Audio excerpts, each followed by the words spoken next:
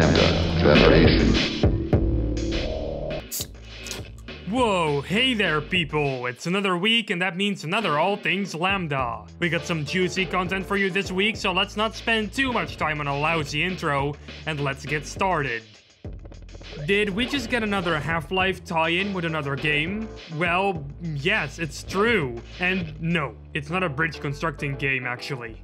This time we're seeing some Half-Life bleed over in 2 Point Hospital, a hospital simulation game developed by 2 Point Studios and published by Sega. This is part of a promotional stunt with the game's free weekend deal on Steam, in which you could play the game for free for a whole weekend. And if you wanted to keep the game, you could have it for 33% off.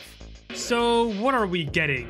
Well, an entire disease. It's called head crabbedness, and apparently there is a cure for it. You'll have to play the game to find out what it is though. I've put a link in the description to purchase the game. Have you ever wondered what would happen if you declined the G-Man's offer at the end of Half-Life? Well, there is a perfect explanation for it in the game itself. Gordon dies. The end. But modder Jesus had a different vision for the situation. In his mod, Half-Life Anti-Climax, you fight through a series of areas where you have to do certain tasks to advance the story. Unlike Half-Life itself, Anti-Climax takes a little bit of a less linear approach, letting you travel to almost every area right away.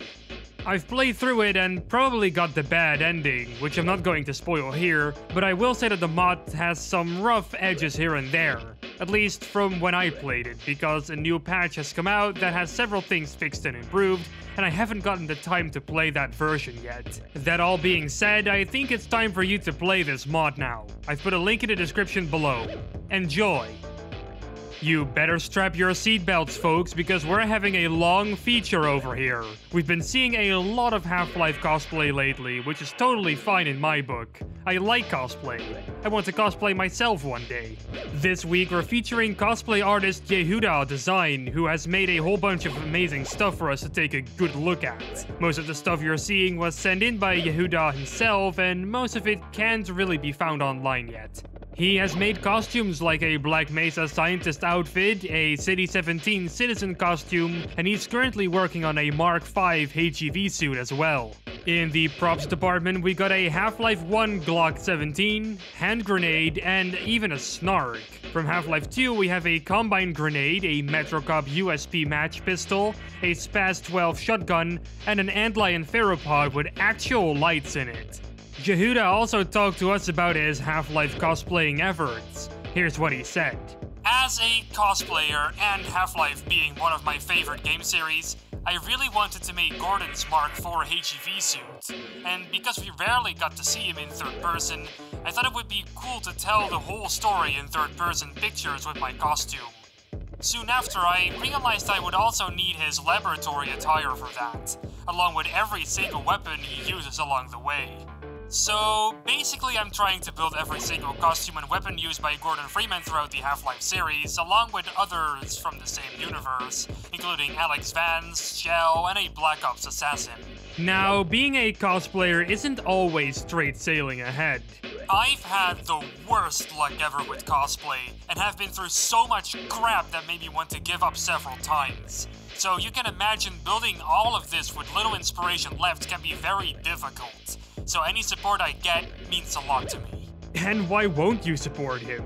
His props and cosplays look excellent at this point, so if you guys also like what you're seeing, you should totally support him. I've put a link in the description to his website and Facebook where you can check all of the stuff he has currently made out.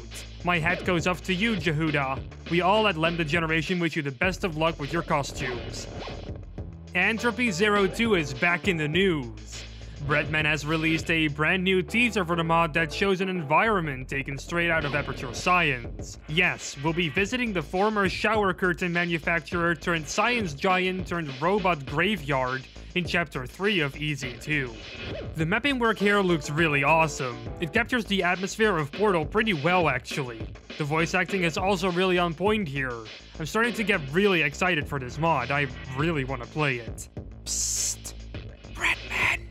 If you still need a voice actor, I'm available. Anyway, Breadman also made a blog post about what he is showing here. He, for example, talks about the turret you can carry with you in this chapter called Wilson, or Willy. You're going to be able to take him with you throughout the entire game to unlock secret dialogue and even secret doors in areas. If you want to learn more, I've included a link in the description below. Okay, so the Gabe Newell email thing was funny last week, but it has gotten a little bit out of hand now. It's actually quite jarring how easy it is to fake an email. You could either use the element inspector in your browser's debug console to change the contents of the email, or you could go into Photoshop to alter it there. Gabe's responses were getting quite viral in the community, so it was only a matter of time before somebody grabbed their chance and altered one of the emails they've gotten to something the Half-Life community wants to hear, like the release of a third game within the next 4 to 5 years. This faked email spread like wildfire and was covered by loads of news outlets as if it was the real deal. Do not let these outlets fool you though. The email has been proven fake by Valve's PR department, and a new Half-Life game is not confirmed to release anytime soon. Back to waiting, I guess? Alrighty, we're ending on a quickie this week. NoClip has had their moment of fame at the GDC Film Festival in San Francisco this week as they were playing their Half-Life documentary there. I could imagine what Danny O'Dwyer must feel like seeing his creation being played on the big screen in front of a filled room. One day, man. One day. Oh, and a massive thank you to NoClip for including us in the doc and for indirectly giving us a spot on the big screen as well. We feel all tingly inside. If you haven't seen the doc yet, I've put a link in the description below for you to check it out. And this was the end of episode 36 of All Things Lambda. Jeepers! If you are craving for more Half-Life content, there are always our social media pages which you can visit. They're on screen right now. Don't forget to join our Discord server too for some 24/7 Half-Life talk. Hey, I make videos too, and I hope to increase the amount that I make pretty soon. My channel is called Glorious Rigby. I hope you give it a look and I hope you'll like it. Follow me on Twitter too, it's @FarLoomy. Alright, it's time for me to go. Freddy needs his medication. Alright, Freddy, open up. Yes, it's time. Come on, open up. He has grown a bit since his last, space adventure. The medicine helps him calm down a bit. Yes, Freddy, the airplane is about to depart. Alright, gotta go now. Don't forget to subscribe and to ring the bell icon to never miss another All Things Lambda. Salutations!